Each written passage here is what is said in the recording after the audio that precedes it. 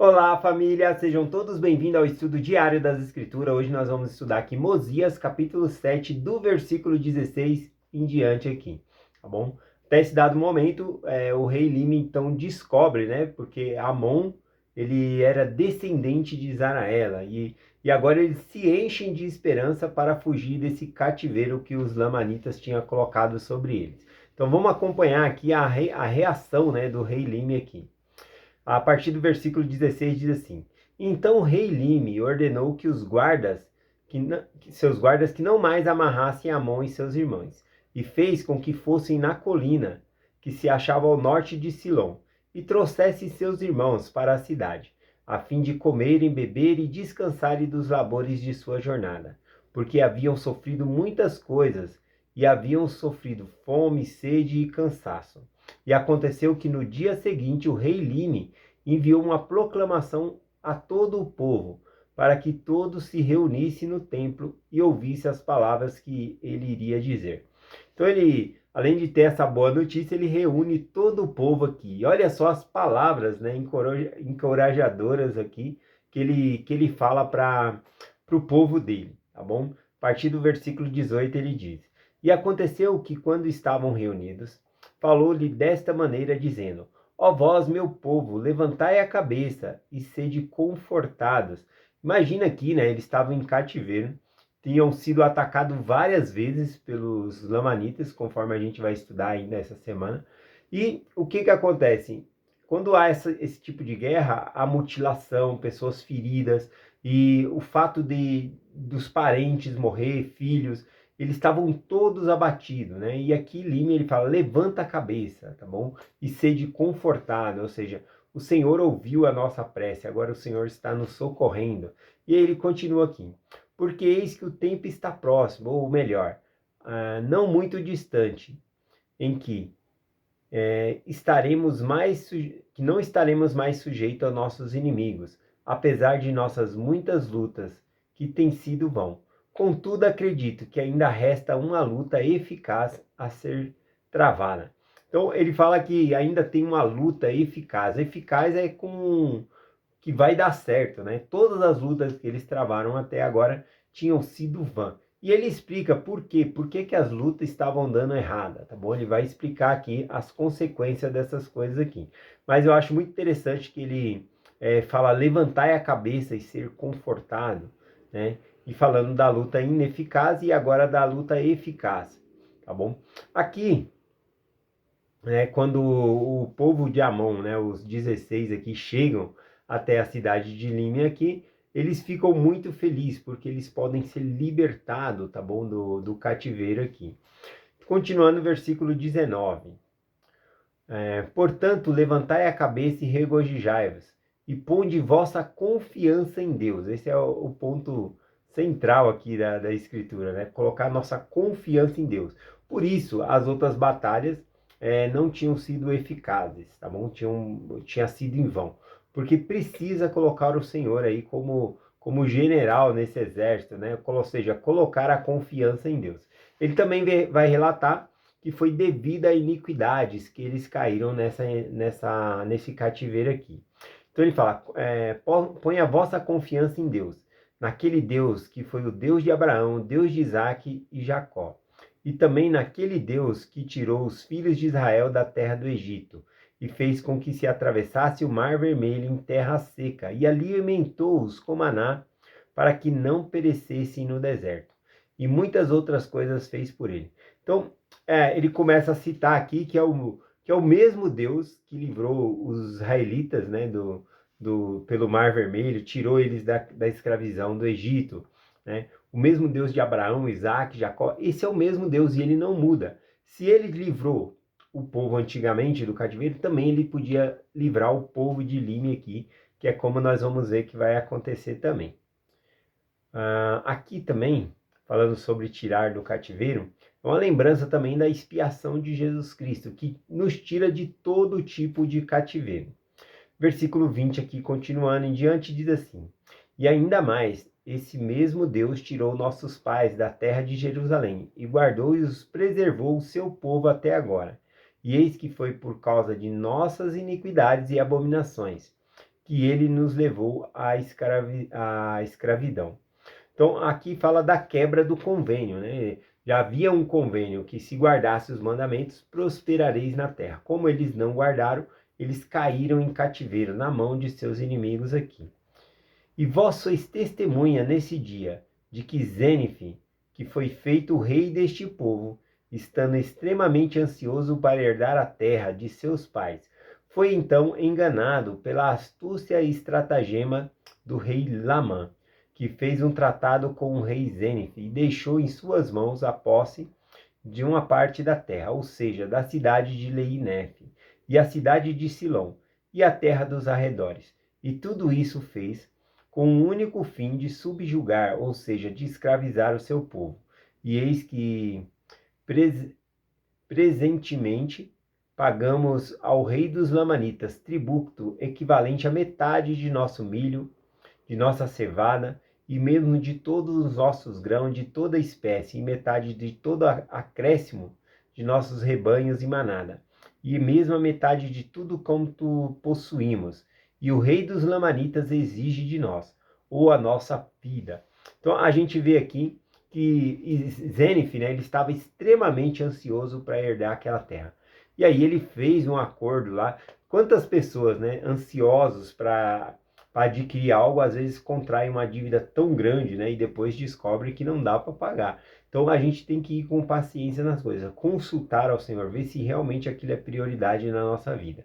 Então aqui Zénife, ele extremamente, né, aqui não é exagerado, ele fala que extremamente ansioso para herdar a terra, ele faz o tratado ali com o rei Lamã, mas o rei Lamã havia enganado ele, fez todas essas coisas para colocar eles em cativeiro, né? Então ele cai nessa armadilha aqui, tá bom?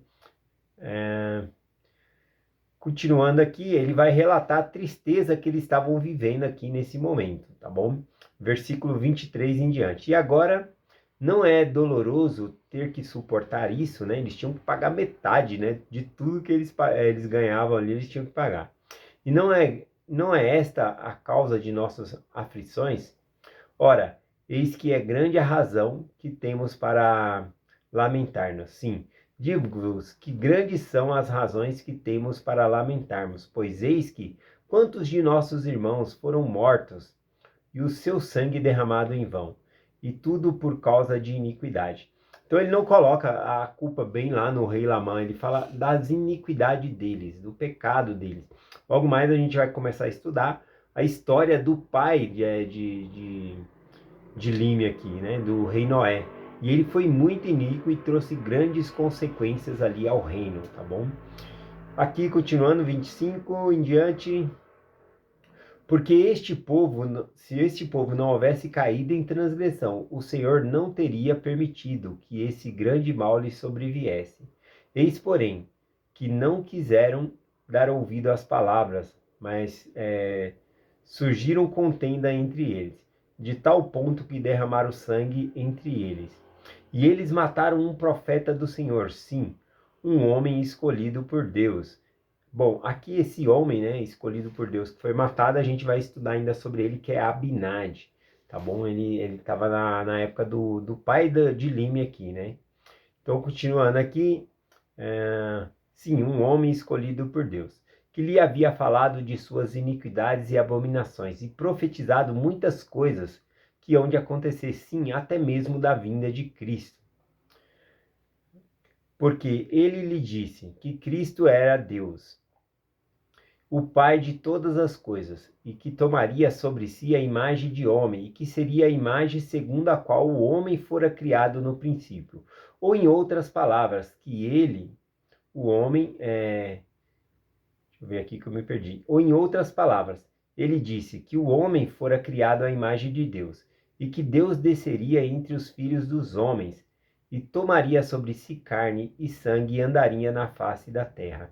Então, por ter dito essas coisas, mataram-no, e muitas outras coisas fizeram, e atraíram sobre si a ira de Deus. Portanto, quem se admira de que estejam em cativeiros e sofram aflições? Porque eis que o Senhor disse: não socorrerei o meu povo diante de suas transgressões, mas obstruirei os seus caminhos, prospere, e as suas obras serão como pedras de tropeço diante deles. Então, por conta de não guardarem os mandamentos, né, terem matado um profeta que o Senhor havia escolhido ali, agora eles estavam sofrendo a consequência, né, por meio do cativeiro. Né, o Lime aqui, né, esse rei Lime, ele é bom, ele realmente, a gente vê que ele está citando as escrituras aqui, dando esperança ao povo, mas ele pega um legado, né, que é do pai dele, né, que havia feito muitas coisas ruins. Então, em consequência dessas coisas ruins, eles ainda estavam sofrendo. Versículo 30 em diante aqui diz: E novamente ele diz: Se meu povo semear imundície, colherá palha no vendaval, e o seu efeito é veneno.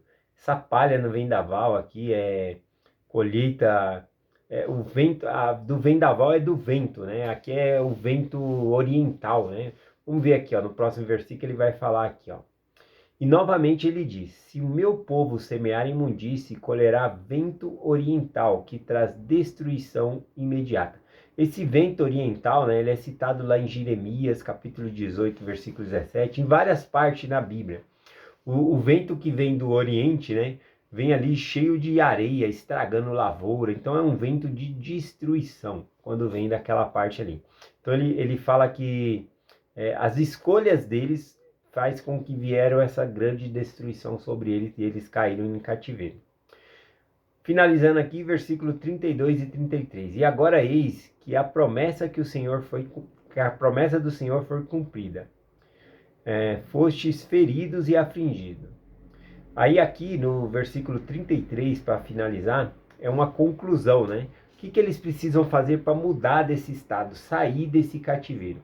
E aí começa o versículo 33 dizendo: se vos voltardes para o Senhor. Então essa palavra se, né? Ou seja, é uma promessa mediante a condição da pessoa obedecer. Então, se vos voltardes, né, para o Senhor com todo o coração e colocardes a vossa confiança nele, e servirdes com toda a diligência de vossa mente, e assim fizerdes, ele vos livrará do cativeiro, de acordo com a sua própria vontade e prazer. Então esse se aqui é uma condição, né, que ele está dando aqui para fazer a mudança aqui. Bom, finalizando aqui, né, a gente pode comparar essa liberdade que eles vão ganhar aqui do cativeiro como a expiação. Jesus Cristo nos tira de todos os tipos de cativeiro. Basta a gente colocar nossa confiança nele. Se buscarmos a ele, guardarmos os mandamentos, ele nos tira do cativeiro, tá bom? E aí eu compartilhei uma escritura aqui, ó, 1 João, capítulo 1, versículo 9, diz assim: Se confessarmos os nossos pecados, ele é fiel e justo para nos perdoar dos pecados e purificar-nos de toda a injustiça. Então, aqui quando fala se confessar nos nossos pecados, não é na questão de falar, é que o confessar aqui é uma parte do arrependimento, reconhecer, tá bom? Reconhecer e pedir perdão a Deus, ele pode nos perdoar de nossos pecados e nos liberta, né, dessa escravidão que é o pecado também. Bom, então eu vou finalizar a mensagem aqui com uma história, tá bom? Já que o Senhor ele é fiel e justo para nos perdoar os nossos pecados, então por conta dessa escritura, a gente pode entender também que a gente não é condenado por conta dos nossos pecados, porque os nossos pecados foram pagos por Jesus. A gente é condenado por conta de não aceitar a expiação de Jesus Cristo, de não se arrepender. Né? Aqui que ele fala, se vos confessarvos, né? Então, se nós nos arrependermos, confessando os nossos pecados perante o Senhor, a gente vai ser perdoado. Então a história que eu tenho para compartilhar aqui é bem rapidinho. É sobre um rapaz, né, na época do faroeste, e ele se envolveu numa briga e ele acabou matando uma pessoa. E aí era a pena de morte para ele também, porque ele matou uma pessoa ali. Então ele ficou preso, né, mas como ele era uma pessoa que as pessoas gostavam ali, conheciam ele, as pessoas fizeram ali cartas e mandaram para o governador, para que o governador libertasse ele, né, perdoasse o crime que ele havia cometido ali. E o governador, né, ficou externado com a carta das pessoas ali, né, visto que ele era uma pessoa querida. falou, eu vou perdoar esse rapaz, né? Ele escreveu a carta de perdão para esse rapaz, mas primeiro eu quero conhecer ele. Aí ele pegou a carta, dobrou e colocou dentro de uma Bíblia. E ele foi disfarçado, né? Até a prisão lá. Ele colocou uma roupa de pastor, foi até lá. E aí ele entrou na prisão e ele falou, meu jovem, eu quero falar algo para você. Aqui dentro tem algo para você, né? Aí quando ele apontou a Bíblia aqui, o rapaz vendo ali que estava vestido de pastor, achou que era um pastor. E aí ele falou, eu não quero saber, eu não quero saber, eu estou no fim da minha vida. E aí ele começou a cuspir, jogar coisa naquele que era o governador. Ele não sabia que era o governador, ele pensou que era um pastor. E ele enxotou ali, né? E aí ele vai embora, né? O governador vai embora decepcionado ali, né? E aí então um dos carcereiros pega e fala, você é burro. Ele falou, mas por quê? Aquele não era um pastor, era o governador. E dentro daquela Bíblia tinha a sua carta de perdão. E você expulsou ele, você não aceitou. E aí, então, no dia seguinte, no dia que ele ia ser condenado, está ele lá, né, com a corda no pescoço lá, né, no cadafalso, né, aquela parte que desce assim, e aí a pessoa fica pendurada. Então ele estava lá no cadafalso, e aí perguntaram, quais as suas últimas palavras? E aí ele falou, eu tenho algo para dizer, né, eu tenho algo para dizer, principalmente para os mais jovens. Eu queria dizer que hoje é o dia da minha morte. Hoje eu vou morrer. Mas eu não estou morrendo por conta do crime que eu cometi. Eu estou morrendo por causa do perdão que eu recusei. Então nós não somos condenados por conta dos nossos pecados. É por não aplicar a expiação de Cristo em nós, por nós não nos arrependermos. Como diz, se nós nos arrependermos, Deus ele é fiel e justo para nos perdoar. Então o Senhor está disposto a nos perdoar, mas nós recusamos a graça dele, né? A expiação dele.